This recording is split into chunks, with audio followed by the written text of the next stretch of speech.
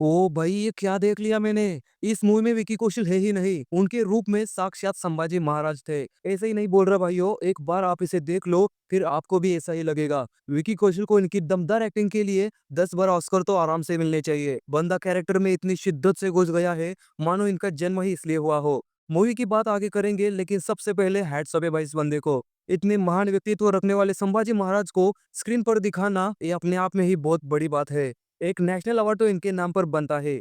Movie की कहानी लगभग सभी को पता होगी। हमारे सबसे चहीते द लीजेंड छत्रपति शिवाजी महाराज के दुखद निधन के बाद उनके बेटे संभाजी महाराज ने हिंदवी स्वराज्य को आगे लेकर जाने का जिम्मा अपने हाथों में लिया। बचपन में ही उनकी माँ ने भी उनका साथ छोड़ा। मतलब इनकी माँ सईबाई का मृत्यु भी संभाजी महाराज जब छोटे थे तभी हुआ।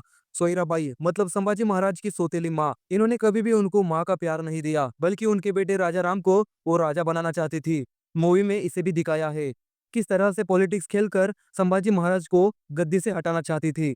लेकिन संभाजी महाराज ने अपने पिता का सपना हिंदवी स्वराज्य को आगे बढ़ाने की कसम खाई थी। इनके सामने मुगल सल्तनत के औरंगजेब थे। उनका रोल भी अक्षय खन्ना ने पूरी लगान से निभाया है। आप पहली बार देखने पर इन्हें पहचान ही नहीं सकोगे। औरंगजेब एक चालाक आदमी था ही, लेकिन अगर संभाजी महाराज के कुछ लोगों ने उन्हें धोखा नहीं दिया होता तो वो कभी पकड़े ही ना जाते। वो कौन लोग थे उसे आप मूवी में देखो। आज तक हमने इसका इतिहास कहीं पढ़ा था, सुना था, लेकिन आज हमें इसे देखने का मौका मिल गया है।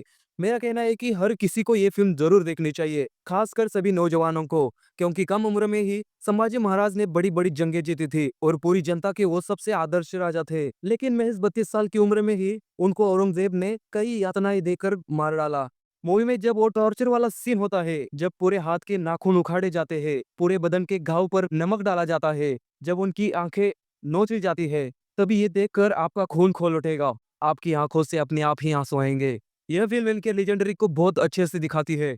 इसके मेकर्स को भी मानना पड़ेगा, हर सीन में गूज़बम्प्स आते हैं। मेरे इस रिव्यू का मूवी के सामने कुछ भी वैल्यू नहीं है। बस आप सबसे मैं रिक्वेस्ट करता हूँ कि आप इसे एक बार तो जरूर देखो और हमारे इतिहास को फिर से एक बार अपनी आंखों से महसूस करो। ज्यादा कुछ नहीं बोलूंगा, बस इतना ही। जगदम्ब।